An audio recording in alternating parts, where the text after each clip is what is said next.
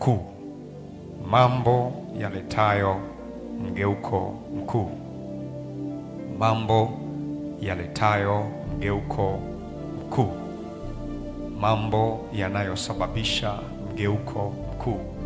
Mambo yanayopelekea, mambo yanayovuta, mambo yanayoibua, mambo yanayoweka hadharani mgeuko mkuu kwenye maisha ya mtu. Haleluya. Tumesema mgeuko mkuu kwa sababu migeuko iko ya aina nyingi, sawa Migeuko iko ya aina nyingi. Huu wenyewe ni mgeuko mkuu.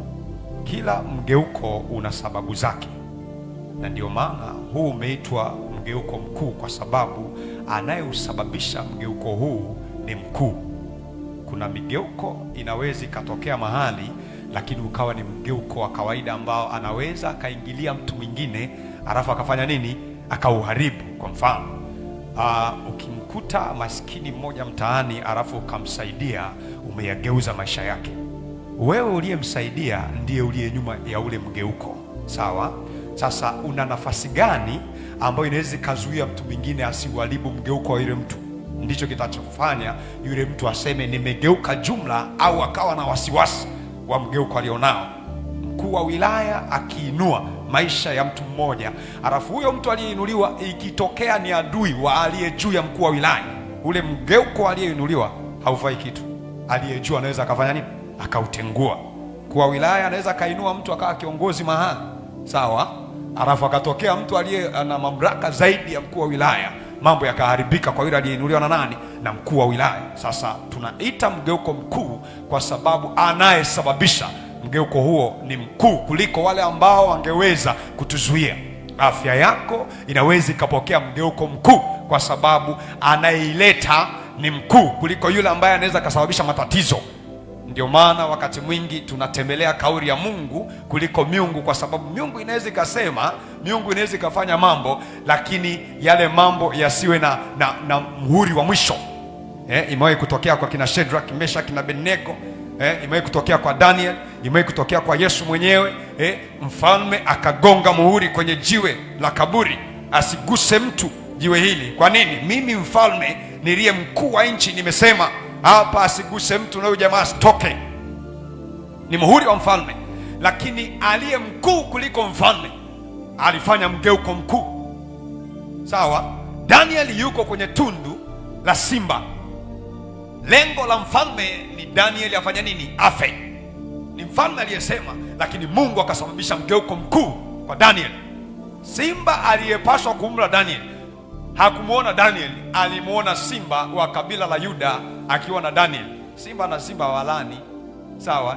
Lakini pia hata kama wangekuwa wanalana, ni nani anayeweza kumla simba mzazi? Haiwezekani.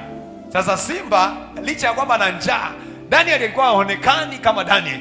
Kwa kuwa Mungu anayegeuza mambo, anayepaswa kugeuza mambo ya Daniel alikuwa ndani ya Daniel.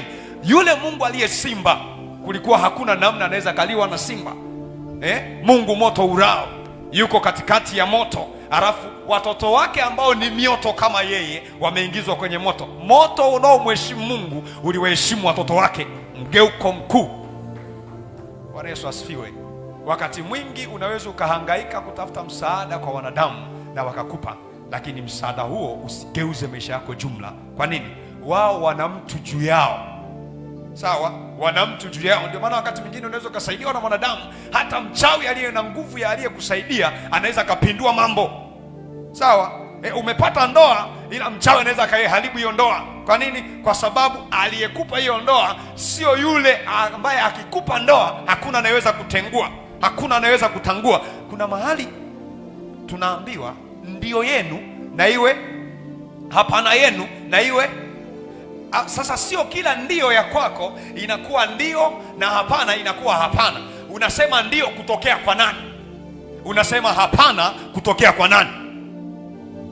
Sawa? Ukisema ndio, ni yule aliye nyuma aliyesema.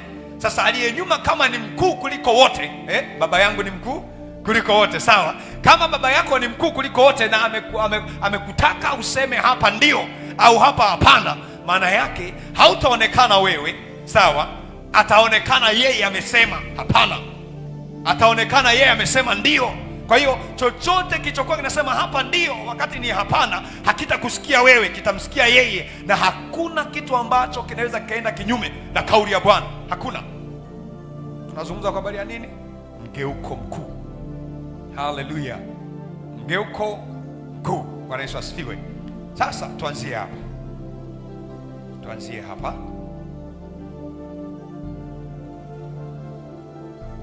Huu mgeuko mkuu unatokea wapi na kwa nani? Mgeuko mkuu unatokea kwa mtu ambaye ameikataa hali aliyonayo. Sawa? Mgeuko mkuu unatokea kwa mtu ambaye ameikataa hali aliyonayo. Kuikataa vipi? Iko hivi, unaweza ukaikataa hali ulionayo kwa kutaka msaada kwa wanadamu, haujautaka mgeuko mkuu. Sawa? Kwa nini? Mwanadamu anao mwisho wa kukusaidia. Kwa hata kama atakusaidia ndio, lakini utafika pointi ya kukwama, utakoma. Atakwambia sasa naishia hapa. Kwani hujawahi kukutana na mtu amekusomesha toka form 1 mpaka form 4 alafu kaishia hapa na umefaulu huko juu, haendelei tena? Unaweza ukageuza kibao kwamba labda alikuwa mpinzani wako, amechukia kwa nini nimefaulu. Msaada wake umeishia pale, sio adui yako. Ndio maana amekusomesha tangu form 1 mpaka form 4, sio adui kabisa. Umefaulu, lakini anatamani kufanya, ila msaada wake una ukomo, na kwa kuwa msaada wake una ukomo hawezi akalazimisha, ni msaada. Lakini yule ambaye mgeuko wake kwenye eneo la taaluma unategemea Mungu, huyu akisema basi naishia hapa, Mungu anainua mwingine tena. Alipoishia Musa, safari ya Israeli haikuishia pale.